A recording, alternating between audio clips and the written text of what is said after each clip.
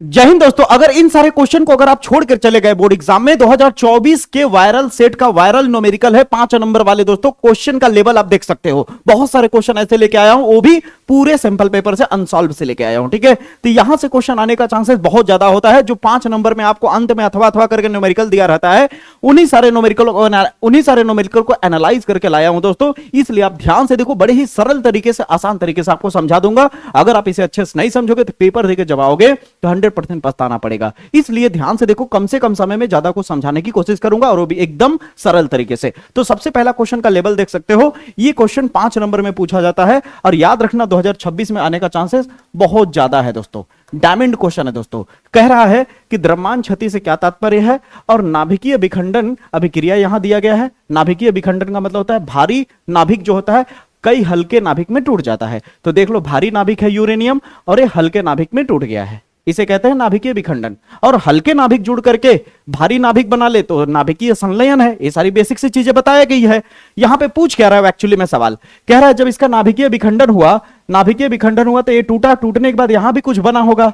तो कह रहा है यहां पे जो Q है, इस Q का मान बता दो, जिसे उत्सर्जित ऊर्जा कहेंगे, कि टूटते दौरान जो उत्सर्जित ऊर्जा पैदा हुई है, इस Q का मान बताओ क्या होगा। तो उससे पहले हमें बताना पड़ेगा द्रव्यमान क्षति क्या है, क्योंकि यहां पे कभी भी उत्सर्जित ऊर्जा निकालने के लिए आपको द्रव्यमान क्षति का मान पता होना चाहिए। तो पहले तो ये समझ ले कि द्रव्यमान क्षति होता क्या है। तो देखो, कोई भी परमाणु होता है, तो परमाणु के अंदर में क्या होता है, प्रोटॉन और न्यूट्रॉन होता है। अगर हम प्रोटॉन और न्यूट्रॉन के द्रव्यमान को अलग से अगर हम वजन न करें, डायरेक्ट हम नाभिक के द्रव्यमान को वजन करें, तो नाभिक का जो द्रव्यमान होता है, नाभिक का जो वास्तविक द्रव्यमान होता है, फिर बाद में जब हम प्रोटॉन और न्यूट्रॉन को अलग से जोड़ के इसका वजन करें, तो हमेशा इस वाले से थोड़ा सा ए वाला ज्यादा आता है।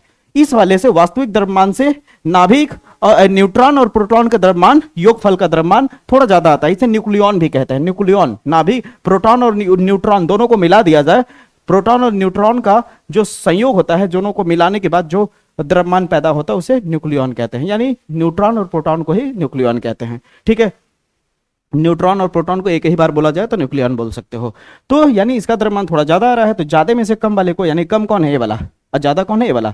तो ज्यादा में से कम को घटाने के बाद जितना द्रव्यमान घटा, यानी द्रव्यमान की जितनी क्षति हुई, उसे ही बोला गया डेल्टा एम, यानी द्रव्यमान क्षति बोला गया। ठीक है, अब देखो ध्यान से, तुम्हें क्या निकालना है, Q निकालना है। तो Q निकालने के लिए फार्मूला होता क्या है, यहाँ पे Q निकालने के लिए डेल्टा एम का इस्तेमाल करना होगा, और डेल्टा एम क्या है, द्रव्यमान क्षति। तो सबसे पहला काम क्या होगा हमारा, द्रव्यमान क्षति को निकालना। सबसे पहला काम क्या होगा, द्रव्यमान क्षति निकालेंगे। क्या निकालेंगे, द्रव्यमान क्षति। तो द्रव्यमान क्षति निकालने का बेहतर तरीका क्या है, ज्यादा कुछ नहीं करना है। जो नाभिक का विखंडन हो रहा है, किसका विखंडन हो रहा है, इसका हो रहा है ना, तो इसके द्रव्यमान को पहले लिखो, मास ऑफ यूरेनियम लिखा गया। फिर बाकी उस साइड में जितने भी, उन सबको घटा दो, उन सबके मास को घटा दो। ठीक है, जैसे यहां पे XE है, XE का मास माइनस कर दो। फिर क्या है उसके बाद SR का मास माइनस कर दो। न्यूट्रॉन के मास को माइनस कर दो। यहां तक क्लियर हुआ, मजा आया। अब देखो कितना इजी तरीके से बता दिया ना मैं, देखने में कितना कठिन है लेकिन देखो कितना आसान है। अब इसे क्या करना, वैल्यू दिया ही है, यहां पे देख सकते हो सभी का। इसका द्रव्यमान यहां पे दिया हुआ है, इसको हटा करके इसका द्रव्यमान रख दिया जाए, इसको हटा करके हम यहाँ पे द्रव्यमान रख देंगे। देखो, इसको अभी छोड़ो ना, इसको मत देखो अभी, ठीक ना, इस पे फोकस करो। इसको हटा करके इतना रख दिया, फिर माइनस लगाया। फिर XE का मास कितना है, XE का मास कितना है, इतना है, तो XE को हटा करके यहाँ पे रख दिए। फिर उसके बाद क्या है, SR का मास इतना है, तो यहाँ पे रख दिए।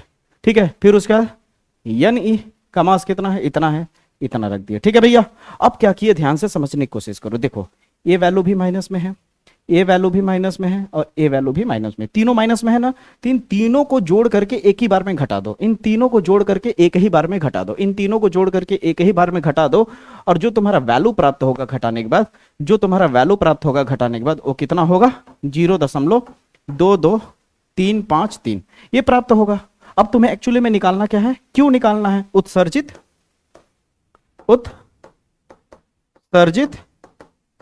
ऊर्जा निकालना है, Q निकालना है। तो Q का फार्मूला क्या होगा, डेल्टा एम गुड़े, यहां पे जो वैल्यू दिया है ना, यहां पे 1 ATM, ये यहां मल्टीप्लाई होगा, क्या होगा, 1 ATM एटमॉस्फेरिक, यहां पे कहा गया, ठीक ना, एटमॉस्फेरिक, ये एटॉमिक मास यूनिट कह सकते हैं, एटम मास यूनिट। ठीक है, कितना दिया है, 932। तो यहां पे ये जो आंसर आया है, ये वाला कितना है 0.222353 और यहाँ पे इसका वैल्यू कितना दिया है, हमेशा ये वाले वैल्यू को ही लास्ट में गुणा करना, ठीक ना। 932, ठीक है। अब जो भी आंसर आएगा मेगा इलेक्ट्रॉन वोल्ट में दिया है तो आंसर गुणा करने के बाद जो आएगा वो भी मेगा इलेक्ट्रॉन वोल्ट में आएगा। ये हो गया तुम्हारा उत्सर्जित ऊर्जा, ठीक ना, विखंडन होने के बाद। इसको अलग से पर्सनली तुम्हें द्रव्यमान क्षति के रूप में भी पूछा जा सकता है, पर्सनली इसको द्रव्यमान क्षति के रूप में भी पूछा जा सकता है। जैसे यहाँ पे आप देख सकते हो, कह रहा है कि यहाँ पे क्या कह रहा है कि बंधन ऊर्जा से आप क्या समझते हैं, नाभिकीय बंधन ऊर्जा से क्या समझते हैं। देखो फिर परिभाषा घुसेड़ दिया, 2024 में पूछा गया है, 25 में टच नहीं हुआ है, समझ रहे हो ना। 25 में हाइड्रोजन वाला टच हुआ था, ठीक है, इसलिए उसको नहीं लिया है मैंने, ठीक है। तो ये 26 में पक्का आ सकता है। तो ध्यान से समझो यहाँ पे क्या कह रहा है, बंधन ऊर्जा क्या है। अब बंधन ऊर्जा क्या होता है, देखो कोई भी नाभिक है, नाभिक के अंदर क्या है भैया, प्रोटॉन है और न्यूट्रॉन है। तो प्रोटॉन और न्यूट्रॉन नाभिक के अंदर पूरी तरह से मजबूती से ऐसे बंधे होते हैं, मजबूती से बंधे होते हैं। तो इस प्रोटॉन और न्यूट्रॉन को नाभिक से तोड़ के बाहर निकालने के लिए तुम्हें बाहर से ऊर्जा देना पड़ेगा, बाहर से ऊर्जा लगाना पड़ेगा। तो इसको तोड़ने के लिए जितनी बाहर से ऊर्जा देनी पड़ेगी उसे ही बंधन ऊर्जा कहते हैं। खत्म हो गया, देख लो, पढ़ के देख सकते हो। किसी नाभिक में बंधन ऊर्जा बाह्य ऊर्जा है, ठीक है। जो नाभिक में न्यूक्लियनों को, न्यूक्लियन का है, प्रोटॉन और न्यूट्रॉन को दोनों एक साथ बोला जाए तो न्यूक्लियन कहते हैं। न्यूक्लियनों को परस्पर अलग अलग करने के लिए आवश्यकता होती है और उसी ऊर्जा को क्या कहा जाता है, बंधन ऊर्जा कहा जाता है। अब इसने क्या बोला, यहां तक हो गया। फिर कहता है कि ऑक्सीजन का परमाणु द्रव्यमान इतना दिया हुआ है, ठीक है, चल भाई काम देगा कहीं ना कहीं। कहता है इसकी प्रति न्यूक्लियन बंधन ऊर्जा ज्ञात कीजिए, और अथवा कह रहा है, अथवा ये बंधन ऊर्जा ज्ञात करिए, एक क्वेश्चन हो गया। और इसी को अथवा में ऐसे पूछ सकता है, कह रहा है कि ऑक्सीजन नाभिक का द्रव्यमान क्षति और प्रति न्यूक्लियन बंधन ऊर्जा ज्ञात करना है। द्रव्यमान क्षति भी ज्ञात करना है और प्रति न्यूक्लियन बंधन ऊर्जा भी ज्ञात करना है। ये क्वेश्चन बहुत ही वायरल है, बहुत ही ज्यादा वायरल है। और डरो मत, एक वैल्यू हमेशा दिया रहता है, ठीक है, चिंता की बात नहीं है। अब तुम्हें ऑक्सीजन का द्रव्यमान दे दिया, प्रोटॉन का द्रव्यमान दे दिया, न्यूट्रॉन का द्रव्यमान दे दिया, ठीक है, और ऑक्सीजन है भैया, ऑक्सीजन है। तो अब आपसे एक सवाल पूछना चाहूंगा, ऑक्सीजन की अगर बात करूं, अगर ऑक्सीजन की बात करूं तो ऑक्सीजन पे आप देख सकते हो यहाँ 8 लिखा है और यहाँ 16 लिखा है। इसका मतलब जानते हो क्या है, यहाँ 8 का मतलब होता है कि इलेक्ट्रॉन की संख्या 8 है और जितनी इलेक्ट्रॉन होगी उतना ही प्रोटॉन की संख्या होगी, समझ रहे हो।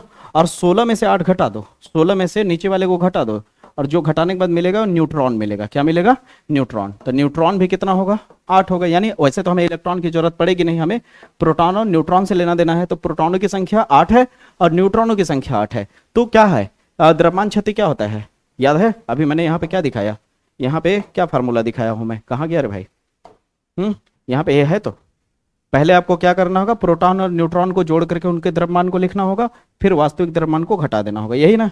अब यहाँ बताओ क्या किया गया है, प्रोटॉन और न्यूट्रॉन के द्रव्यमान को जोड़ के लिखा है, फिर वास्तविक द्रव्यमान को घटा दिया है कि नहीं। तो प्रोटॉन 8 बार है तो 8 लिखा है, न्यूट्रॉन 8 बार है 8 लिखा है, 8 को कॉमन ले लिया।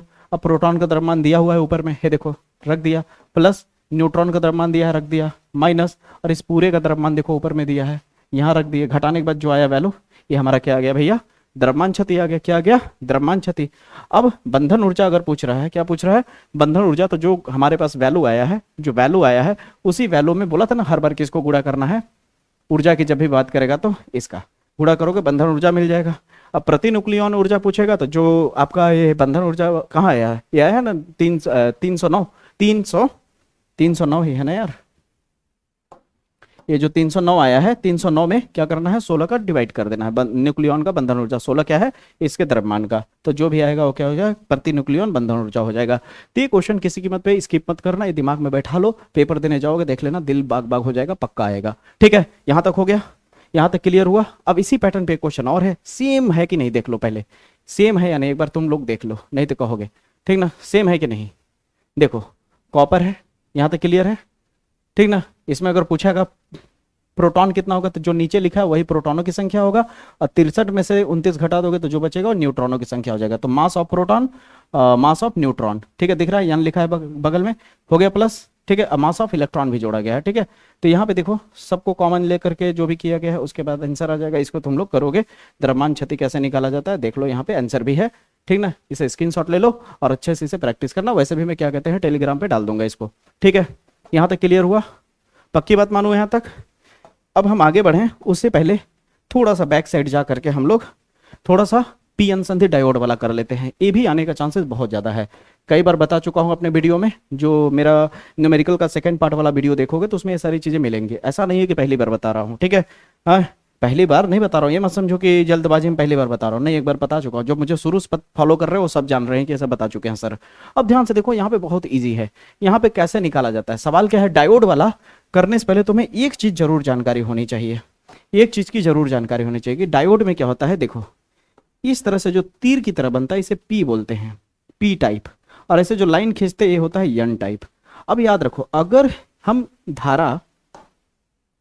धारा पीछे से भेज रहे हैं, ठीक ना, इस तीर के पीछे से, पिछवाड़े से धारा भेज रहे हैं, तो धारा आराम से बहेगा, धारा आराम से आर पार जा पाएगा। लेकिन अगर यही इस तरह बना दिया जाए, इसको इस तरह बना दिया जाए, कुछ इस तरह बना दिया जाए, और धारा पिछवाड़े से नहीं बल्कि धारा अगवाड़े से जाएगा, तो धारा नहीं क्रॉस कर पाएगा, धारा का मान क्या हो जाएगा, 0 हो जाएगा, या कह सकते हो यहां धारा बहेगा ही नहीं। तो अब यहां सवाल देखो, इजीली पकड़ पाओगे। कह रहा है कि संकलन चित्र दिया है, 3 पीएन संधि डायोड दिए गए हैं। कितने पीएन संधि डायोड दिए गए हैं, 3। आप देख सकते हो, देखो एक डायोड यहां है, एक डायोड यहां है, एक डायोड यहां, 3 हुआ कि नहीं, 3 है। अब कह रहा है कि 3 पीएन संधि डायोड है, और जो ये सब कितने वोल्ट की बैटरी से जुड़े हुए हैं, 11 वोल्ट की बैटरी से एक साथ जुड़े हुए हैं, ठीक है, एक साथ जुड़े हुए हैं। कह रहा प्रत्येक डायोड से प्रवाहित धारा का मान बताओ, यानी करंट आई पूछ रहा है, ठीक ना। प्रत्येक डायोड में, इसमें करंट आई कितना होगा, इसमें करंट कितना होगा, इसमें करंट कितना होगा, ये पूछ रहा है। तो करंट निकाले उससे पहले ये तो पता लगा ले कि करंट पहली बात बहेगा किसमें, जरूरत थोड़ी ना निकाल लेंगे, पहले एक बार जांच तो ले कि करंट किस किस में बह रहा है और किस किस में नहीं बह रहा है। तो यहां से जन्म करते हुए बैटरी का ये बड़ा वाला लाइन जो होता है पॉजिटिव होता है, छोटा वाला लाइन नेगेटिव होता है, और पॉजिटिव से हमेशा करंट निकलती हुई नजर आती है इस तरह से। तो मान लेते हैं आई करंट यहां से निकल रही है, तो क्या करंट इधर घुसेगी, हाँ घुसेगी, क्योंकि पिछवाड़े से जा रही है इसलिए करंट यहाँ बहेगा। आगे बढ़ा, ए हो, ओ हो, नुकीले वाले की तरफ आ गया, यानी करंट यहाँ नहीं बहेगा, यहाँ हाँ करंट बहेगा, यानी करंट आपका इस जगह पे बह रहा है और इस जगह पे। अगर इस डायोड को नाम D1, D2, D3 कह दे, तो D2 में करंट नहीं बहेगा। यहां पे लिखा है D2 उत्क्रम अभिनत है, उत्क्रम मतलब उल्टा पड़ जा रहा है, इसलिए इसमें कोई धारा नहीं बहेगी। धारा किस में बहेगी, D1 में और D3 में केवल। तो अब हम केवल फोकस D1 और D3 पे करेंगे, D2 वाले पे कोई फोकस हम नहीं करेंगे, D2 वालों पे कोई फोकस नहीं करेंगे, ठीक है, यहां तक क्लियर हुआ। D2 वाले पे हम कोई फोकस ही नहीं करेंगे। अब D2 वाले पे फोकस नहीं करेंगे, तो अब इन वाले लाइन को ध्यान से देखो, क्या ये आपको ऐसा नहीं लग रहा है कि समांतर क्रम में जुड़ा हुआ है, ये 150 ओम और 50 ओम आपस में ऐसे पैरेलल है ना, समांतर क्रम। तो इन दोनों का तुल्य प्रतिरोध अगर आप निकालोगे, इनका तुल्य प्रतिरोध अगर निकालोगे, तो समांतर में है तो क्या होगा, 1/r बराबर क्या हो जाएगा, 1/r1 प्लस 1/r2 होगा या नहीं, हाँ या ना। अगर आप नोटिस करो तो यहाँ पे हम r डैश लिख सकते हैं, तो 1/r डैश बराबर हो जाएगा 1/r1। r1 कितना है, 150 है, प्लस r2 कितना है, 50 है। हल करने पे कितने बात आ जाएगा, हाँ 50 प्लस 150 बटे 15 × 5 = 75, इतना। अब पलटी मार दोगे, अब नीचे लिखूंगा तो शायद ये ब्लू वाला नहीं दिखे इसलिए कलर चेंज कर दे रहा हूँ। पलटी मारूंगा तो क्या हो जाएगा, r डैश बटे 1 हो जाएगा, और वो भी पलटेगा तो कितना हो जाएगा, 750 ऊपर हो जाएगा और नीचे में कितना हो जाएगा, 200। एक 0 से एक 0 कट गया, और नीचे में एक लिखने की जरूरत होती नहीं है, तो r डैश बराबर कितना हो जाएगा, 775/2 ओम। तो ये तुल्य धारा हो गया, तुल्य प्रतिरोध हो गया। अब ये जो दो लोग थे अब मिलके एक हो गए हैं, दो लोग जो थे मिलके एक हो गए हैं, तो तुल्य प्रतिरोध हमारा इतना मिल गया, ठीक है। तो अब ये जो r डैश आया है इतना 75/2 ओम, इन दोनों का प्रतिरोध अब इसके साथ देखोगे तो श्रेणी क्रम में है, इसके साथ किस में है, श्रेणी क्रम में है। तो अब इसको निकाल देंगे। देखो जो हमारा आया है ना यहाँ पे ये वाला, अब हम बता रहे हैं कि जो हमारा आया है ए और ऊपर वाला ए आपस में क्या है, श्रेणी क्रम में है। श्रेणी क्रम में सीधे सीधे जोड़ दिया जाता है, बटे में नहीं लिखा जाता, मालूम है ना। श्रेणी क्रम के लिए क्या होता है फार्मूला, r = r1 + r2, सीधे सीधे जोड़ देते हैं। तो देखो अब इसके बाद निकालना नहीं तो इसको r मैंने मेन मान लिया, टोटल मान लिया, तो ऊपर वाला हो गया 100 और जो आया है 75/2 ए। इसको हल करने पे बाद कितना आ जाएगा, 275/2। यहां तक हो गया, r मिल गया। अब वोल्टेज दिया ही है, r हमें मिल गया 275/2, और हमें भी दिया ही है 11 वोल्ट। ये देख लीजिए भी कितना दिया है, 11 वोल्ट दिया, यहाँ 11 है, ठीक ना, 11 वोल्ट दिया है। तो अब आप ओम का नियम जानते होगे, R बराबर क्या होता है, V/I होता है। हमें निकालना I है, तो I बराबर क्या हो जाएगा, V/R हो जाएगा। तो I बराबर कितना हो जाएगा, V का वैल्यू कितना है 11 और R का वैल्यू कितना है 275/2। अब इसको ऊपर भेज दोगे 2, तो I बराबर कितना हो जाएगा 11 × 2 बटे 275 और जो भी आंसर आ जाएगा ये आई का वैल्यू हो जाएगा कितना 2/25 एम्पियर। ठीक है, अब 2/25 एम्पियर जो आई का वैल्यू आया मेरे भैया, वो आई का वैल्यू यहाँ वाला आई का वैल्यू आया है। ये जो आई यहाँ से निकल रहा है ये टोटल करंट का वैल्यू आ गया जो यहाँ से निकल रहा है, ठीक ना। तो इस वाले आई का वैल्यू हमें मिला है, लेकिन आई तो यहाँ पे जाकर के कुछ इधर घुस जा रही है और कुछ इधर घुस जा रही है, तो करंट बट गया। तो I1 का वैल्यू कितना होगा और I2 का वैल्यू कितना होगा ये पूछा है ना। तो देखो कैसे निकालना है। ये जो I है ना, तुम इस वाले लूप को ध्यान दो, किरचॉफ के नियम के अनुसार इस वाले डब्बे को ध्यान दो, इस वाले लूप को। तो यहाँ पे क्या है I1 I है और 100 ओम है, तो I और 100 ओम लिखो, I और 100 ओम, फिर प्लस लगाओ, फिर यहाँ घुमा I1 150 के साथ, तो यहाँ लिख दो I1 150 और बराबर कर दो वोल्टेज 11। ठीक है, अब यहां से I1 तुम्हारा आराम से निकल जाएगा, यही चीज लिखा है ना, यहां से क्या निकल जाएगा I1 आराम से निकल जाएगा, हल करने के बाद तुम्हारा इतना आ जाएगा। ठीक है, वैल्यू रखने के बाद अब जब I1 मिल जाएगा तो यहाँ पे तुम्हारा I2 आ जाएगा। इस तरह से हल करोगे तो I1 का वैल्यू रख करके I2 निकाल सकते हो। क्या निकाल सकते हो? I2 निकाल सकते हो। सेम इसी पैटर्न पे एक सवाल है 2025 में, देखो पूछा भी गया है, कोड नंबर JW। तो ये सब मजाक का बात नहीं है कि आपको लग रहा होगा कि आप अरे ऐसे ही कुछ भी करा दे रहे हैं। इतने कम समय में इतना खराब, इतना बदतमीज थोड़ी हूं कि आपके कैरियर के साथ खेलूंगा, कुछ भी ला करके। कोशिश पूरी करते हैं हम लोग, देख रहे हो आंख पूरा एकदम लाल है, रात भर आप लोग के लिए मेहनत कर रहे हैं। ठीक है, मैक्सिमम सेट में बताया हुआ फंसता भी है, इक्का दुक्का सेट में अगर बाय डिफॉल्ट नहीं फंसा तो नाराज नहीं हुआ जाता, उसके पीछे मेहनत देखा जाता है टीचर की। समझ है मेरी बातें? और वैसा हुआ भी नहीं है, एक आख सेट में ऐसा हुआ है, अदरवाइज मेरा बताया मैक्सिमम क्वेश्चन फंसा है और मैक्सिमम बच्चे खुश भी है, और इससे बड़ा क्या चाहिए। ठीक है, और सबसे बड़ा चीज कि मेरे पढ़ाने और मेरे पढ़ाने के तरीके को आप लोग बहुत सराहना देते हो, बहुत ज्यादा सपोर्ट करते हो। इससे बड़ा एक टीचर के लिए क्या हो सकता है कि मेरा बताया हुआ आपके काम आ रहा है और आपको समझ आ रहा है। सबसे बड़ी चीज समझ आ रहा है, रटा हुआ नहीं लग रहा है, ये सबसे बड़ी चीज है। ठीक है, अब देखो ये क्वेश्चन आप लोग कर पाओगे। यहां से देखो बड़े वाले तरफ के से धारा भेज देना, करंट इस तरह जाएगा, अगवाड़ा मिल गया, धारा नहीं बहेगा, यहां धारा बहेगा D1 में, आगे हल कर लेना, पढ़ लेना सवाल। ठीक है, सेम इसी पैटर्न पे एक सवाल यहाँ पे है, ये होमवर्क के तौर पे रहेगा। ठीक ना, सिमिलर क्वेश्चन देखो, समय नहीं है मेरे पास इसलिए आपको होमवर्क दे रहा हूं। ठीक है, तो करोगे ना, करोगे ना, पक्का प्रॉमिस है ना, करोगे, कोई दिक्कत नहीं आएगा, भरोसा रखो, आराम से तुम देखते जाओगे, आपको क्लियर होता जाएगा। ठीक है, कोई दिक्कत आए तो बताना, कोई दिक्कत आए तो बताना। ठीक है, यहां तक हो गया बाबू, यहां तक अगर आपका हो गया तो अब इस क्वेश्चन पे देखो, कह रहा है कि N टाइप अर्धचालक की चालकता की गणना कीजिए। तो याद रखो, चालकता की गणना करने के लिए फार्मूला यहाँ पे लिखा हुआ है, पहले समझ लो। अर्धचालक की चालकता का फार्मूला क्या होता है, अलग से इस पे क्वेश्चन में बनाया जाता है। 2-3 नंबर में मैं सैंपल पेपर में देखा भी था, उसने पूछा था कि अर्धचालक की चालकता का सूत्र लिखिए, ये पूछा गया था सीधे सीधे। ठीक है, तो चालकता बराबर होता है E N mu E plus रो म्यू N। अब इसका मतलब क्या है, यहाँ पे देखो खुद वैल्यू दिया होगा। कह रहा है चालकता ज्ञात कीजिए, कह रहा है चालक में इलेक्ट्रॉन का घनत्व, इलेक्ट्रॉन का घनत्व, इलेक्ट्रॉन के घनत्व को इतना बोलेंगे, कोटर का घनत्व ये है, इलेक्ट्रॉन की गतिशीलता दी गई है, कोटर की गतिशीलता दी गई है। ठीक है, अब देखो कौन क्या क्या है जान लो। N जब लिखा जाएगा तो क्या है, इलेक्ट्रॉन का घनत्व है। N का मतलब क्या है, इलेक्ट्रॉन का घनत्व। N का है इलेक्ट्रॉन का घनत्व। अब देखो यहाँ पे 10⁻³ सेंटीमीटर क्यूब है ना, इसको मीटर क्यूब में बदलोगे तो 13 किस में कन्वर्ट हो जाएगा, 19 में कन्वर्ट हो जाएगा। ये 13 किस में कन्वर्ट हो जाएगा, 19 में। ठीक है, नहीं तो आप इतने पे भी रहने दोगे तो कोई दिक्कत की बात नहीं है। ठीक है, फिर आगे क्या दिया है, मैं तो कहूंगा इतना ही रहने देना, कोई चेंज मत करना यूनिट में। ठीक है, फिर यहाँ पे दिया है UE क्या है आपका, ये जो वैल्यू दिया है ये आपका है इलेक्ट्रॉन की गतिशीलता, यानी U कह रहा है, सॉरी म्यू जब भी लगेगा तो गतिशीलता को रिप्रेजेंट करेगा। किसको, गतिशीलता को, किसको रिप्रेजेंट करेगा, गतिशीलता को। ठीक है, यहां तक हो गया। अब कोटर का जो घनत्व है उसे रो से इंडिकेट किया गया है। किससे इंडिकेट किया गया है, कोटर के घनत्व को रो से, और जो कोटर की गतिशीलता है उसको इससे इंडिकेट किया गया है। कोई दिक्कत नहीं। अब चालकता का फार्मूला है, पुटअप करके हल कर दिया। समझ आई मेरी बातें? तो क्वेश्चन आने का चांसेस 2026 में 100% है। ठीक है, मेरी बात मान लो, देख लेना, खुश होकर के आओगे। ठीक ना, 100% जितना मैं करा रहा हूं वीडियो। देखो अगर आपको लगता है कि केवल एक वीडियो में देख के चला जाओ मेरा काम हो जाए, तो ये वो वाले हैं जो बरसाती मेढक नहीं होते हैं, जो साल भर कुछ नहीं करते, जब एक दिन बचेगा या फिर आधा दिन बचता है तब उनकी नींद खुलती है। तो जो साल भर से मेहनत कर रहा है तब वो चूतिया है।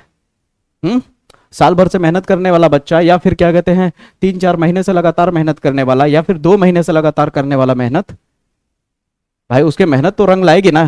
और आप एक दिन में अगर फोड़ना चाहोगे, एक दिन में आप जज करना चाहोगे कि सर फंसा कि नहीं फंसा। आप कैसे जान सकते हो एक दिन में मैंने कितने वीडियो लाए हैं, कितने नहीं लाए हैं, कितना प्लेलिस्ट है मेरा, प्लेलिस्ट में कितने वीडियो हैं, सब कुछ करना पड़ता है। क्यों, सही कहा कि नहीं बच्चों? पॉइंट है ना बात में। तो जो मैं कह रहा हूं पूरी प्लेलिस्ट को एकदम अच्छे से देखो, प्लेलिस्ट में सब कुछ है। न्यूमेरिकल का अलग से प्लेलिस्ट है, पूरे ऑल डेरिवेशन, चाहे वो फर्स्ट बुक का हो, सेकंड बुक का है, प्लेलिस्ट खोलोगे तो सीरियल वाइज मैंने डाला है वीडियो। पहले डेरिवेशन का मिलेगा, फिर तुम्हें थ्योरी का मिलेगा, फिर नीचे न्यूमेरिकल का मिलेगा, एकदम स्टेप बाय स्टेप वीडियो डाले गए हैं। और अलग वाले प्लेलिस्ट में जाओगे तो पर्सनल तुम्हें डेरिवेशन का वीडियो मिलेगा, पर्सनल न्यूमेरिकल का वीडियो मिलेगा, पर्सनल टॉपिक का वीडियो मिलेगा, ठीक ना। तो मैंने सब कुछ किया है मेरे भाई, ठीक है। अब देखो ध्यान से, ये करा ही दिया, ठीक है। आगे बढ़ते हैं, ये सारे क्वेश्चन किसी कीमत पे मत छोड़ना। ये क्वेश्चन देखो, ठीक ना, हाइड्रोजन परमाणु, ठीक ना, कह रहा है कि हाइड्रोजन परमाणु के लिए बोर मॉडल की परिकल्पना कीजिए। तो बोर का परमाणु मॉडल बता ही दिया है, और परमाणु मॉडल बोर का फेल होने का कारण ये भी था। कमियां क्या थी बोर के परमाणु मॉडल में, कि हाइड्रोजन के ऊपर ही उसका मॉडल ज्यादातर फिट बैठ रहा था, हीलियम लिथियम ये सब पे फिट नहीं बैठ रहा था, यही कमी थी। इसीलिए ज्यादातर हाइड्रोजन शब्द जरूर यूज करता है, क्योंकि बोर ने जो अपना परमाणु मॉडल दिया था वो हाइड्रोजन पे ही दिया था, इसलिए हाइड्रोजन लिखे या ना लिखे वो हाइड्रोजन का ही मॉडल है, याद रखना, ठीक है। तो ये तो करने की जरूरत है नहीं, बता चुका हूं। न्यूमेरिकल पे आते हैं, कह रहा है हाइड्रोजन परमाणु की मूल स्तर इलेक्ट्रॉन के लिए निम्नलिखित को दिया गया है, इसकी बंधन ऊर्जा, कोणीय संवेग और कुल ऊर्जा ज्ञात करनी है। क्या करना है? बंधन ऊर्जा, कोणीय ऊर्जा और कुल ऊर्जा ज्ञात करनी है, ठीक है। तो यहाँ पे आप जानते होंगे कि, रुक जाओ मैं यहाँ पे आपको फार्मूला लिखते हूँ। किसी भी चीज का अगर, जैसे मान लो कोई भी नाभिक है, एक कक्षक है, कक्षक की ऊर्जा ई होती है, हर कोई जानता है, और इसका निकालने का फार्मूला क्या होता है? -13.6 जेड स्क्वायर बटा एन स्क्वायर होता है। जेड होता है तुम्हारा तत्व का परमाणु क्रमांक। जैसे मान लो हाइड्रोजन लिया मैंने, हाइड्रोजन का क्या होता है? परमाणु क्रमांक 1 होता है, तो यहाँ पे 1 दिखता है, इसीलिए तुम्हें ज्यादातर क्या देखने को मिलता है? -13.6 गुणे 1 और नीचे में एन स्क्वायर देखने को मिलता है, दिख रहा है। इसीलिए यहाँ जेड नहीं दिखाई देता, जेड नहीं दिखाई देता तो डरने वाली कोई बात नहीं है, ठीक है। अब यहाँ पे देखो, यन जब यन बराबर 1 होगा तो बस यन हटा करके 1 रख दो, ये आ जाएगा वैल्यू, ठीक है। अब इसका तुम्हें ये हाइड्रोजन के हिसाब से चल रहा है, ठीक ना। और कह रहा है कि इसका मूल ऊर्जा स्तर कोणीय संवेग अगर निकालना है तो कोणीय संवेग का फार्मूला, झूठ मत बोलना ईमानदारी से, क्या ये कई बार लिखा हूँ कि नहीं मैं? एम भी आर बराबर H बटा 2 पाई, क्योंकि अगर याद होगा आपको तो कक्षक और क्या कहते हैं परमाणु त्रिज्या और कक्षक, परमाणु त्रिज्या और कक्षकों के बीच में संबंध स्थापित करने के लिए देता है। तो आपका ये फार्मूला आता है आर एन स्क्वायर ऐसे करके समथिंग, या फिर आर स्क्वायर एन, ये प्रूफ करने वाला कराया हूं ना, कराया हूं कि नहीं? तो मजेदार चीजें हैं, ठीक है। अब ध्यान से देखने की कोशिश करो। तो यहां से हमें क्या निकालना है? कोणीय संवेग निकालना है। तो कोणीय संवेग निकालना है तो देखो, ये प्लांक स्थिरांक है, क्या है? प्लांक स्थिरांक, ये 2 हो गया और पाई का वैल्यू हो गया। जैसे ही हल करोगे तो कोणीय संवेग मिल जाएगा, इसी को कोणीय संवेग कहते हैं। क्या कहते हैं? कोणीय संवेग कहते हैं। मूल ऊर्जा स्तर पूछ रहा है, तो मूल ऊर्जा स्तर यही है जो अभी 1 पे निकाला है, सवाल खत्म। और नीचे का ये जो सवाल दिख रहा है, यही वाला सवाल मैं कह रहा था उस दिन, जो एमपी बोर्ड का दिखा रहा था मैं ना, यही सवाल है। देखो कहाँ गया रे भाई, हाँ यही वाला सवाल है, चौथा वाला, ये पूछा गया है। तो इस क्वेश्चन को यहाँ पे जानबूझ करके मैंने स्क्रीनशॉट लेते दौरान कट नहीं किया, क्योंकि मैं कहना चाहता हूँ कि इस क्वेश्चन को भी आप तैयार करोगे, ठीक है। इस क्वेश्चन को स्क्रीनशॉट ले लो, ठीक है, इसका आंसर देख लेना, तैयार कर लेना। अगर ना मिले तो इसी को जेमिनी पे डाल दोगे, अच्छे से आंसर दे देता है वो, ठीक ना। आगे बढ़ रहा हूँ, इस क्वेश्चन को देखो क्या लेवल है क्वेश्चन का। ये भी तुम्हें 2026 में एमपी बोर्ड में देखा गया और 2001, 6, 12, 18, 23 में पूछा गया। लिख के ले लो, किसी न किसी सेट में 2026 में पूछा जाएगा। ये वाला क्वेश्चन क्या कह रहा है कि यदि किसी उत्सर्जित हाइड्रोजन परमाणु के लिए इलेक्ट्रॉन की ऊर्जा इतनी है और इलेक्ट्रॉन का कोणीय संवेग ज्ञात कीजिए। ठीक है भैया, इलेक्ट्रॉन का कोणीय संवेग ज्ञात कीजिए। और आगे कहता है कि हाइड्रोजन परमाणु की यनवी कक्षा के लिए इलेक्ट्रॉन ऊर्जा इतनी दी गई है। चल भैया, और प्लांक स्थिरांक कितना दिया है? तो यनवी कक्षा के लिए तो यही होता है, अभी जस्ट देखे थे। उत्सर्जित ऊर्जा पहले ही से दे दिया है, तो ए और ए आपस में एक दूसरे के बराबर हो जाएंगे। यहां से क्या होगा? यन का वैल्यू मिल जाएगा। यहां से क्या हो जाएगा? इसको नीचे ले जाओगे, कट जाएगा, यन स्क्वायर हो जाएगा। और जैसे ही स्क्वायर हटाओगे रूट लग जाएगा, दशमलव दशमलव हट जाएगा, कटने के बाद 4 आएगा। 4 रूट से बाहर जब निकलेगा तो क्या होगा? 2 बचेगा। क्या बचेगा? 2 बचेगा। तो यन का मिल गया, यन कक्षक मिल गया। अब जब यन मिल गया तो कोणीय संवेग निकाल लो, ठीक ना। यन मिल गया तो कोणीय संवेग क्या हो जाएगा? जे बराबर यन एच बाई 2 पाई होता है। जे को तुम चाहो तो एम आर भी लिख सकते हो, कोई दिक्कत की बात नहीं है। यहाँ जे लिख दिया है तो कंफ्यूज होने वाली बात नहीं है, फार्मूला वही है। एम आर भी बराबर क्या है? यन एच बाई 2 पाई। यन क्या है? कक्ष यन क्या है, कक्षकों की संख्या, ये प्लांक स्थिरांक हो गया 2 हो गया, और पाई का वैल्यू जानबा करते हो। तो यन क्या हो गया, अभी जस्ट निकला है, यन 2 आ गया, तो यन हटा करके 2 रख दिया गया है। इसका वैल्यू हमेशा फिक्स रहता है, प्लांक स्थिरांक 2 हो गया, और इसका वैल्यू रख करके आंसर ला सकते हो। इसके नीचे फिर मैंने क्वेश्चन छोड़ा है उसी सेम पैटर्न पे, देख रहे हो ना। ये 2025 में देखो पूछा भी गया है जेड में, कोड नंबर जेड में आपको दिख भी रहा होगा। आगे बढ़ते हैं, अगला प्रश्न आ गया ये वाला। एक क्वेश्चन किसी कीमत पे नहीं छोड़ना है, ठीक है। इस क्वेश्चन को भी उसी लेवल पे है, आप देखोगे, ठीक ना। एक बार चेक कर लेना, एक बार अच्छे से चेक कर लेना इन क्वेश्चन को, ठीक है। आगे बढ़ते हैं, ये क्वेश्चन देखो, ठीक ना। ये क्वेश्चन 2026 में जाने लायक है, ये क्वेश्चन पक्का पूछा जा सकता है। कह रहा है एक अल्फा कण है भी बोल्ट के विभवांतर, याद रखो मेरी बात को, ठीक ना। अंत में जो बता रहा हूं ये सब रामबाण है बाबू, ये पक्का पूछा जाएगा, ठीक है। जिसपे मेरा स्टार बन रहा है, जिसपे 2026 बन रहा है, याद रखना पक्का पूछा जाएगा, तो पूछा जाएगा, ठीक है। तो कह रहा है एक अल्फा कण है भी बोल्ट के विभवांतर से गुजर रहा है, गुजर कर एक नाभिक परमाणु जेड से टकराता है। यदि कण नाभिक के निकटतम पहुंचते हैं तो दूरी इतना हो जाता है, तो सिद्ध कीजिए कि आर नोट बराबर इतना होगा। इस बार सिद्ध करना है, ठीक है। बहुत ही वायरल, बहुत ही पॉपुलर क्वेश्चन है, और ये 100% देख लेना 2026 में किसी न किसी सेट में चिपकाएगा। तो सवाल को एक बार आराम से एकदम महसूस करते, फील करते। कह रहे हैं कि एक अल्फा कण है, ठीक है भैया, एक अल्फा कण है। अल्फा कण को अगर आवेश में बदलोगे तो 2 इलेक्ट्रॉन के बराबर होता है। एक अल्फा कण कितने इलेक्ट्रॉन के बराबर होता है आवेश में? 2 इलेक्ट्रॉन के बराबर, ठीक है। एक अल्फा कण भी बोल्ट के विभवांतर से गुजर कर एक नाभिक परमाणु से टकराता है, और उसका नाभिक परमाणु कितना है? जेड है, ठीक है। यदि कण की नाभिक के निकटतम दूरी इतनी हो तो सिद्ध कीजिए। यानी एक तरफ क्या है आपका? जेड है, एक तरफ क्या है? जेड है, और एक तरफ क्या है आपका? अल्फा कण है, और इसके बीच की दूरी क्या है? आर नोड है। तो क्या यहाँ कूलाम का नियम लग रहा है कि नहीं? यहाँ पे क्या लग रहा है? कूलाम का नियम लग रहा है कि नहीं भैया? बताइए, कूलाम का नियम लग रहा है या नहीं? नहीं समझे? आराम से समझाता हूँ, एकदम रिलैक्स होके समझो बबुआ, रिलैक्स होके। ये क्या है आपका? अल्फा कण है, और अल्फा कण बहुत नजदीक आ गया है किसी परमाणु से, जेड नाम के, जिसका परमाणु क्रमांक क्या है? जेड है, जिसका परमाणु क्रमांक जेड है, और इन दोनों के बीच की दूरी कितनी है? R naught. अब दोनों है भाई इसमें, अब जन्म करते हो नाभिक है, ये नाभिक में भी पॉजिटिव होता है और अल्फा कण भी पॉजिटिव वाला होता है, तो इनमें प्रतिकर्षण बल लगेगा कि नहीं? प्रतिकर्षण बल काम करेगा कि नहीं? कौन सा बल काम करेगा? प्रतिकर्षण बल काम करेगा। और यही प्रतिकर्षण बल क्या होता है फार्मूले में? 1/4 pi epsilon naught Q1 Q2 by r square होता है कि नहीं? यहाँ नोड है तो नोड लगा दोगे, क्या लगा दोगे? नोड। अब इसी हिसाब से आगे सवाल हुआ है, आपको दिखाता हूं मैं। देखो, अल्फा कण पर आवेश कितना होता है? 2 इलेक्ट्रॉन, जो कि मैंने बताया। और याद रखना, जो जेड दिया होता है उसमें हमेशा इलेक्ट्रॉन लगा दिया जाता है आवेश करने के लिए, क्योंकि परमाणु क्रमांक था। आवेश में बदलोगे तो इलेक्ट्रॉन लगा दोगे, इसमें क्या लगा दोगे? इलेक्ट्रॉन लगा दोगे। चलो भाई, आपको Q1 Q2 मिल गया। क्या मिल गया? Q1 और Q2 मिल गया, ठीक है। अरे हो गया, इसे K जहां लिखा है इसे F मान सकते हो तुम, ठीक ना। तो यहाँ पे आपका K is equal to Q into भी है ना, K is equal to Q into भी है, ठीक है। अब बराबर Q कितना है आपका अल्फा कण का? 2 इलेक्ट्रॉन वोल्ट है, 2 इलेक्ट्रॉन है, और भी क्या हो गया आपका? वोल्टेज हो गया, ठीक है। भी क्या हो गया आपका? वोल्टेज हो गया, ठीक है। K जो है उत्सर्जित ऊर्जा है, K क्या है? उत्सर्जित ऊर्जा है, उत्सर्जित ऊर्जा है। तो K इजिकल टू क्या हो जाएगा? 1/4 पाई एप्सिलॉन नोट, और यहाँ पे क्या हो जाएगा? Q1 के जगह पे क्या हो जाएगा आपका? ये वाला ZE, और Q2 की जगह पे कितना हो जाएगा? अल्फा का इतना, और आर नोड हो गया। क्लियर है यहाँ तक?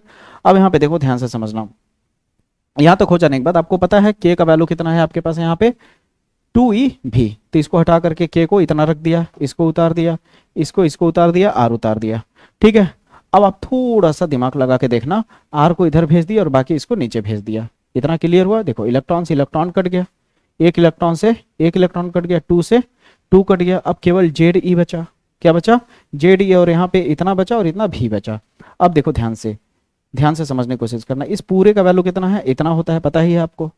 जेड बचा, इलेक्ट्रॉन पर आवेश इतना होता है, वोल्टेज भी बचा, ठीक है। अब इसे गुणा करने के बाद इतना आया, ठीक ना, इतना आया, और 10 घाते -10 आया, बाहर ले लिया कॉमन, ठीक है। अब इसी को अगर क्या कहते हैं मीटर हटाएंगे, 10 घाते -10 को मीटर को हटा देंगे तो एंगस्ट्रॉम में आ जाएगा, और यही वैल्यू हमें लाना था प्रूफ करके, आर नोट बराबर।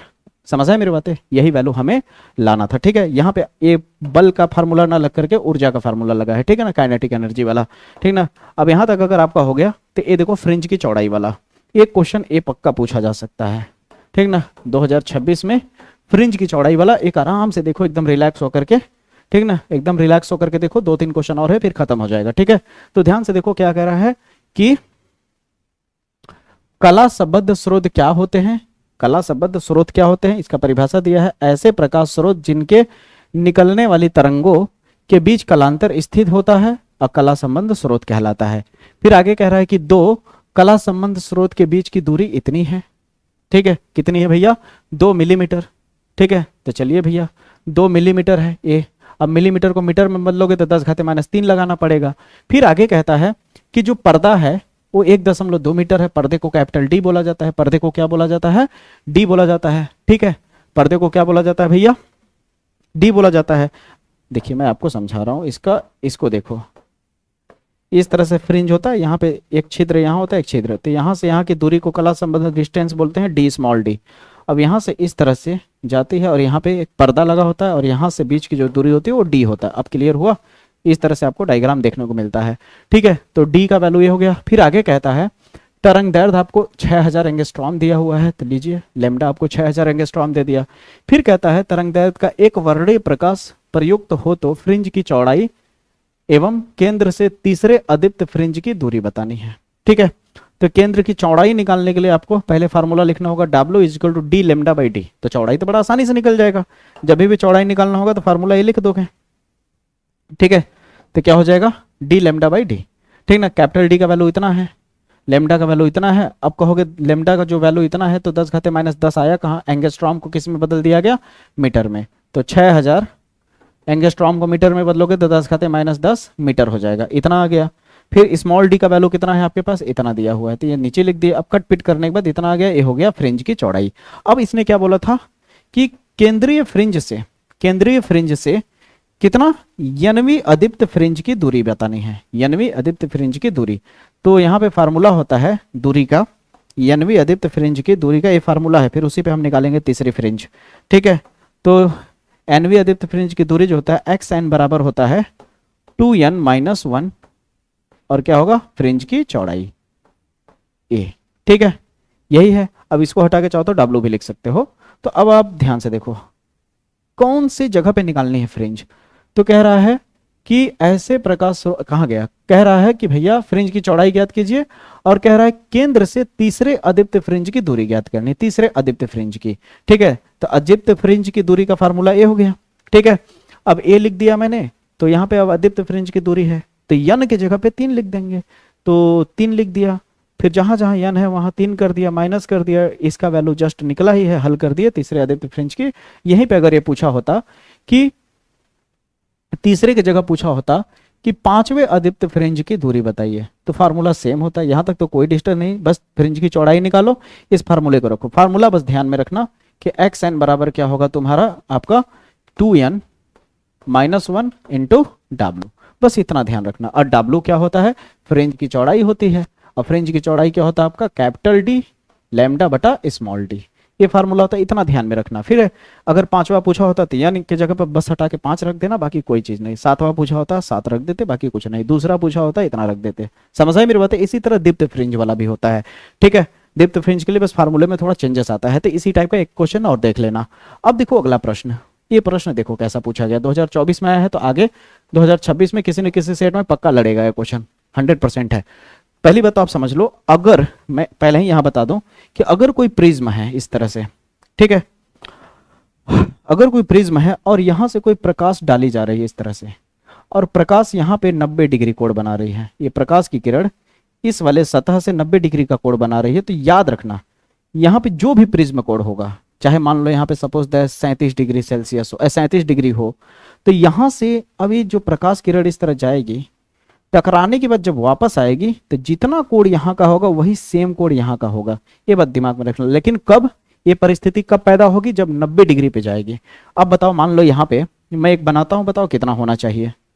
ये मान लो इस तरह से 90 डिग्री पे जा रहा है, मान लो 90 डिग्री पे जा रहा है, ठीक है, कितना जा रहा है, 90 डिग्री पे जा रहा है, और यहाँ पे इस तरह जा करके मुड़ गया है, टकरा करके मुड़ गया है, और यहाँ पे कोण बनाया है 34 डिग्री का, और पूछ दिया कि प्रिज्म कोण क्या होगा, ए का वैल्यू क्या होगा। तो बताओ 90 डिग्री पे है, तो जितना यहाँ का होगा उतना यहाँ का होगा, या कह लो जितना यहाँ का होगा उतना यहाँ का होगा। उसी सेम थीम पे ये सवाल दिया गया है, सेम थीम पर ये सवाल दिया गया है, देख सकते हो, ठीक है। सवाल क्या पूछा गया है कि चित्र में प्रदर्शित प्रिज्म पर आपतित किरण संगत निर्गत प्रदर्शित कीजिए, और कह रहा है यानी ये जो किरण है आगे भेज करके प्रदर्शित कीजिए। तो ये देखिए आंसर में इस किरण को आगे डैश डैश डैश डैश ऐसे ले आकर के ऐसे प्रदर्शित किया गया है, दिख रहा है, ऐसे करके, और यहाँ पे जितना कोड होगा वही बना देना। यानी ये पूरा कंप्लीट नहीं है, आपको ऐसे टकराना होगा, टकरा करके यहाँ पे दिखाना होगा, ठीक है। फिर जब यहाँ तक हो जाएगा तो उसके बाद ये क्या कहता है कि अगर यदि प्रिज्म के पदार्थ के लिए क्रांति कोण 45 डिग्री है, प्रिज्म के पदार्थ के लिए क्रांति कोण कितना है, क्रांति कोण को सी से इंडिकेट करते हैं, और मैं फार्मूला लिखा भी चुका हूं एक बार, 1/sin c होता है, जो मेरे 2 घंटे वाले वीडियो को देखा होगा उसमें मैंने बताया था, ठीक है।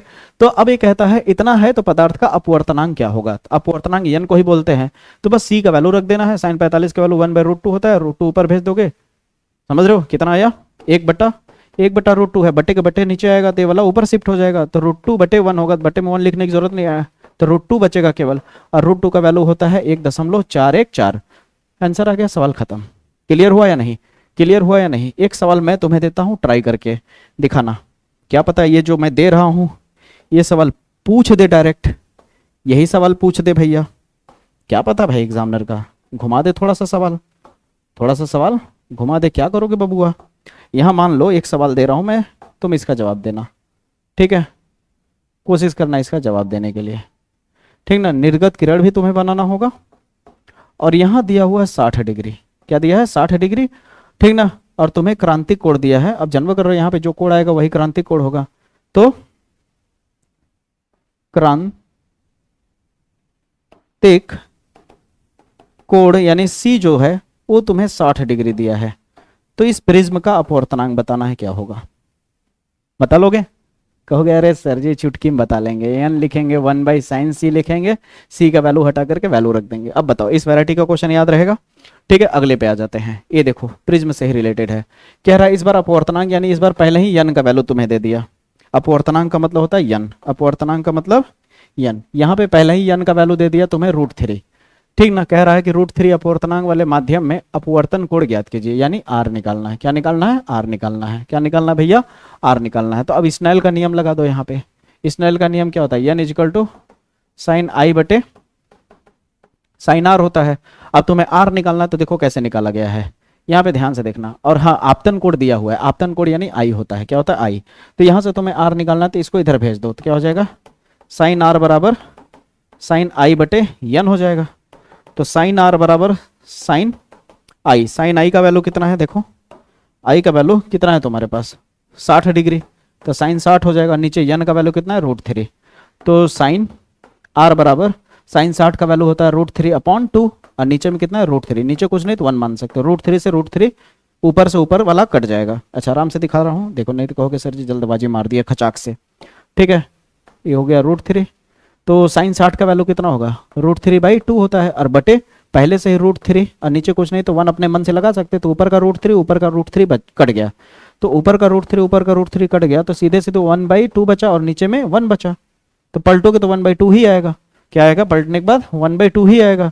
और साइन वाले लाइन में 1/2 कहाँ दिखता है, 30 डिग्री पे दिखता है, क्योंकि आपको क्या मिल गया, साइन r बराबर कितना मिला, 1/2, तो ट्रिग्नोमेट्रिक 0 से लेकर 90 तक वाला वैल्यू देखो और बताओ 1/2 कहाँ दिखता है, साइन 30 पे मिलता है कि नहीं, साइन से साइन गया, r बराबर आ गया 30। एक मजे की बात बताता हूं, यही सवाल घुमा सकता है आपको, क्या कर सकता है, घुमा फिरा करके दे करके कि आपतन कोण पूछ सकता है और अपवर्तन कोण दे दे। तो अभी मत कह लेना कि सर जी अलग आ गया क्वेश्चन, इतना तो सेंस लगाना पड़ेगा ना, इतना तो सेंस लगाना पड़ेगा ना। अब दोस्तों एक क्वेश्चन हम लोग वैद्युत चुंबक के तरंग पर देख लेते हैं, इस तरह का पूछा भी जाता है, जैसे देख सकते हो 2023-2025 में इस वैरायटी का क्वेश्चन पूछा गया, तो एक मैं कर दे रहा हूं और एक दो क्वेश्चन होमवर्क में दे रहा हूं।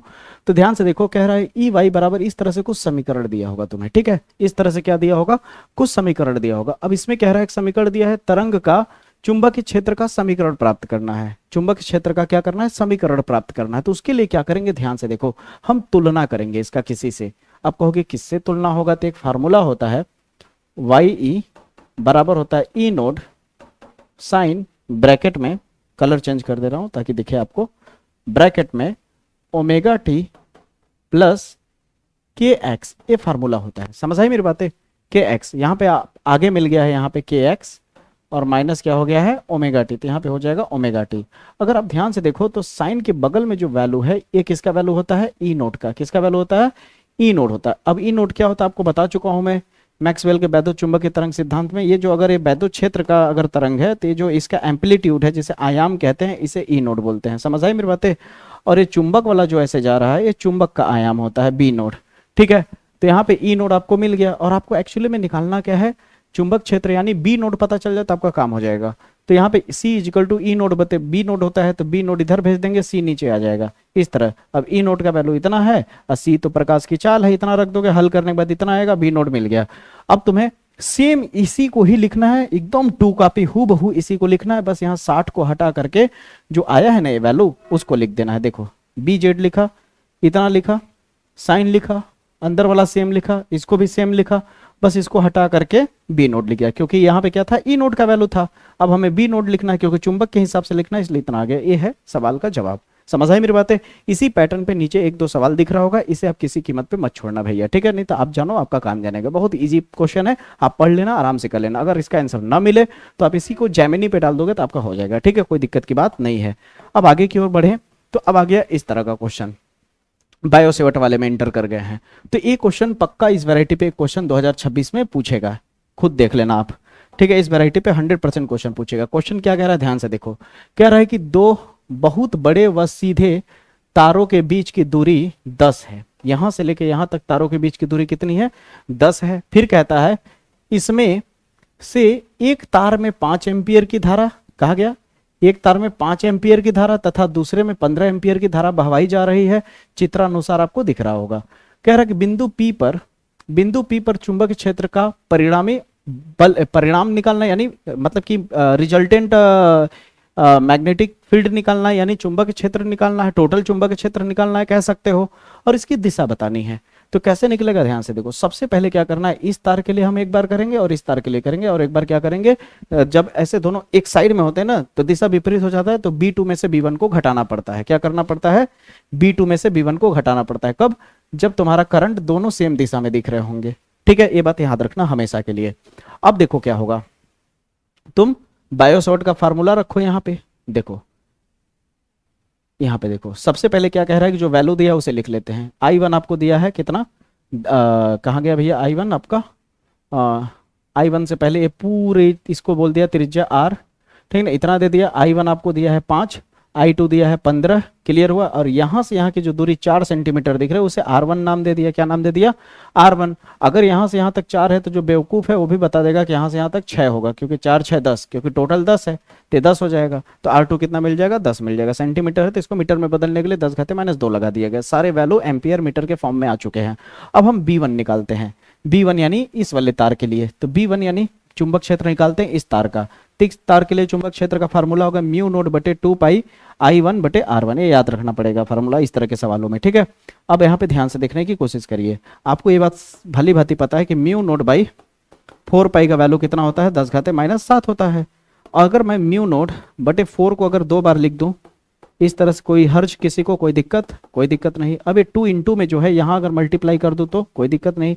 तो म्यू नोट बटे 2 पाई का वैल्यू मिल जाएगा 2 × 10⁻⁷। तो यहाँ पे आ गया 2 × 10⁻⁷। आई का वैल्यू 5 है, 2 हो 2 पाई तो लिखा ही गया पूरा। R1 का वैल्यू दिया है इतना। अब हल करने के बाद आ गया B1। सेम प्रोसीजर अपना करके B2 निकालना है, दिख रहा है। बस I1 की जगह I2 हो जाएगा, R1 की जगह R2, तो B2 निकल जाएगा और B2 में से B1 घटा दो, परिणामी क्षेत्र मिल जाएगा। क्लियर हुआ इस वैरायटी का क्वेश्चन, ठीक है। यहाँ पे एक वैरायटी ये है क्वेश्चन की, तो इसे आप ट्राई करना जरूर, स्क्रीनशॉट ले लो। अगले पे चलते हैं।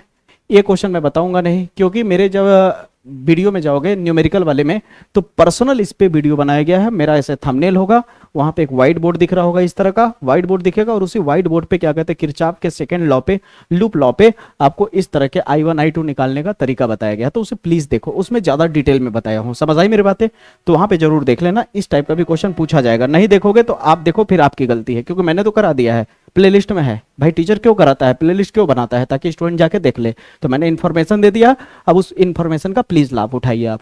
अगला प्रश्न है इस तरह का, संधारित्र में। ये वाला भी क्वेश्चन बहुत ही पॉपुलर, बहुत ही वायरल है। 30 टाइप का क्वेश्चन देख लो, बहुत ही इंपॉर्टेंट, बहुत ही सटीक क्वेश्चन है। तो ध्यान से समझने की भरपूर कोशिश करो। सबसे पहले समझ लो सी का फार्मूला क्या होता है आपका, ए एप्सिलॉन नोट बटा D minus T plus T by के, ये फार्मूला है, ठीक है। अब देखो तुम्हें से सवाल क्या कहना चाह रहा है, कह रहा है एक समांतर प्लेट वायु संधारित्र की धारिता इतनी है, मैं रटाऊंगा नहीं समझाऊंगा, ध्यान से समझो। एक समांतर प्लेट है इस तरह से, ठीक है, एक समांतर प्लेट संधारित्र है और इसकी संधारित्र की धारिता का फार्मूला तजन्ब करते हो, सी नोड बराबर क्या होता है, A epsilon node upon D होता है। वायु है इसलिए यहाँ नोड लगा दिया हूँ वायु के लिए, ठीक ना, वायु शब्द का प्रयोग किया है कि यहाँ पे कोई परावैद्युतांक नहीं है। उस दौरान इसकी जो धारिता आई है, इसकी धारिता जो है कितने के बराबर है, 3 माइक्रो फैरेड के बराबर है, ये कह रहा है। फिर आगे कहता है कि अगर, कह रहा है कि अगर के परावैद्युतांक लगा दिया जाए इसी में अगर के परावैद्युतांक लगा दिया जाए, क्या लगा दिया जाए, के नाम का परावैद्युतांक लगा दिया जाए, के नाम का क्या लगा दिया जाए, परावैद्युतांक लगा दिया जाए, के नाम का अगर परावैद्युतांक लगा दिया जाए और जो परावैद्युतांक लगाई गई है उसकी मोटाई कितनी रख दी जाए, इसको टी बोलते हैं, मालूम है ना, यहां से यहां को इसकी मोटाई को बोल रहा है कि टी जो है, ये जो टी है तुम्हारा, ये मोटाई कितनी है, 3D/4 कर दी जाए। तो इतना करने के बाद जो प्लेट की नई संधारित्र पैदा होती है धारिता, वो 6 माइक्रोफेरेड हो जाती है। जो नई धारिता प्राप्त होती है वो कितनी हो जाती है, 6 माइक्रोफैरेड की हो जाती है, ठीक है। तो कहता है इस स्थिति में के का मान ज्ञात कीजिए और जहां डी जो है प्लेट के बीच की दूरी है, जो डी है ये दो प्लेटों के बीच की दूरी है, ठीक है। अब मजे की चीज देखो, ये बात तो तुम्हें पता चल गया कि सी नोड बराबर कितना होता है, A epsilon node by D होता है और इसका वैल्यू इतना दिया हुआ है। अब इसी का हम फायदा उठाया गया है, यहाँ पे दिखा रहा हूं मैं तुम्हें, देखो आराम से समझने की कोशिश करो, रिलैक्स होकर, मैं अपने से कर रहा हूं, यहाँ पे देखना। सी बराबर क्या दिया है तुम्हारे पास, फार्मूला क्या होता है, ए एप्सिलॉन नोड बटे क्या होता है आपका, D minus T plus T upon के। अब देखो आराम से देखो, C का वैल्यू कितना है, 6 है, तो यहाँ 6 रख सकते हो, C तुम्हें दिया हुआ है, बराबर A epsilon node D minus T का वैल्यू कितना है तुम्हारे पास, 3D/4 प्लस T का वैल्यू कितना है, 3D/4, 3D/4, 4 नीचे आ जाएगा और K इंटू में है, क्लियर है, इतना हो गया। अब इसे तुम किस तरह से कैलकुलेट करोगे, बड़ा गहराई से बड़ा ध्यान से देखना, 6 बराबर ए एप्सिलॉन नोड बटे, अब देखना ना, डी यहाँ भी है, डी यहाँ भी है, डी यहाँ तीनों जगह है ना, तो डी अगर हम कॉमन ले ले तो अंदर में क्या बचेगा, 1 माइनस 3/4 फिर प्लस 3/4 के हाँ या ना में जवाब चाहिए, इतना बचेगा या नहीं, क्योंकि डी तो बाहर चला गया। अब अगर आप ध्यान से देखो मेरे भैया, अगर आप ध्यान से देखो तो क्या इसे आप ऐसे लिख सकते हो या नहीं, 6 बराबर ए, ध्यान से देखते जाना, ए एप्सिलॉन नोड बटे डी, और यहां पे जो दिया है, अरे यार 1 मिनट थोड़ा, इस पूरे को देखो, इस पूरे को देखो ध्यान से, यहां से लेके यहां तक को, ए एप्सिलॉन नोड बटे डी, ये किसके बराबर है, सी नोड के बराबर है या नहीं। तो इस पूरे को हटा के हम क्या सी नोड नहीं लिख सकते ऊपर में, और नीचे में क्या बचा, 1 माइनस 3/4 प्लस 3/4 के हाँ या ना में जवाब चाहिए। अब देखना थोड़ा सा, अब ध्यान देना, यहाँ 6 हो गया, सी नोड का वैल्यू है 3, नीचे कितना है 1, इन दोनों को क्यों ना हम हल कर दें, तो 4 एकम 4 माइनस 3/4 हो जाएगा और प्लस 3/4 के को ऐसा ही रहने देते हैं, ठीक है। अब ये 3 और 6 कट जाएगा, ठीक ना, या इधर लाओगे तो बटे के नीचे आके कट जाएगा, तो 3 एकम 3, 3 दूनी 6 यानी 2 बचेगा। अब ऊपर में 1 बचा, नीचे में क्या बचा है आपके पास, 4 और 3 घटा दोगे तो कितना बचेगा, 1/4 बचा, और यहाँ प्लस में 3/4 के बचा। अब इसको और हल कर देते हैं, थोड़ा सा ध्यान देते जाना, तो 2 बराबर 1 इसका इधर गुणा 4 के प्लस 4 तिहाई 12 बराबर 4 चौक 16 के, इतना हुआ ए हो गया। अब आप जानते हो बटे के नीचे होता है तो पलटी मार जाता है, तो 2 बराबर कितना हो जाएगा, 16 के ऊपर चला जाएगा और नीचे में कितना हो जाएगा, 4 के प्लस का 12, हाँ या ना। अब इसका हम गुणा कर देंगे क्रॉस मल्टीप्लाई में, तो क्या हो जाएगा, 4 के प्लस 12 बराबर 16 के। अब 2 का गुणा करोगे तो कितना हो जाएगा, 4 दूनी 8 के प्लस 12 दूनी 24 बराबर 16 के, तो हो गया 24 बराबर 16 के। अभी 8 के उधर जाएगा तो हो जाएगा माइनस के 8 के हो जाएगा, तो 24 बराबर 8 के, 8 इंटू में है तो क्या आ जाएगा 24 बटे में 8 बराबर के, तो काट दोगे तो कितना हो जाएगा 8 त्रिक 24, तो के का मान कितना हो गया 3। अब आपसे एक सवाल मैं करूंगा, ठीक ना, ताकि आप एग्जाम में कंफ्यूज ना हो। यही सवाल आपको यहाँ पे क्या करेगा, ज़्यादा से ज़्यादा संधारित्र बदल देगा, लंबाई बदल देगा, तो क्या आप कंफ्यूज हो जाओगे भैया? कभी कंफ्यूज मत होना, इतना ईजी सवाल है ये। 30 टाइप का सवाल पक्का पूछा जाता है बोर्ड एग्जाम में, समझ आई मेरी बातें? तो अभी तक इतना मैंने सवाल कराया, रुक जाओ 1 मिनट, अभी आपको एक क्वेश्चन बच गया है जो मैंने बोला था कि होमवर्क के तौर पे दूंगा, ठीक ना। अभी रुक जाओ, ठीक ना, वीडियो ऑफ मत करना, यहाँ पे वीडियो ऑफ मत करना, मैं तुम्हें दिखा रहा हूँ क्वेश्चन, ठीक है, बस थोड़ा सा वेट करो, ठीक ना, बस 10 सेकेंड, बस देख लो एक बार, क्या पता काम दे दे क्वेश्चन, ठीक है, क्या पता काम दे दे क्वेश्चन। देखो यहाँ पे पीडीएफ में दिखा देता हूँ, होगा।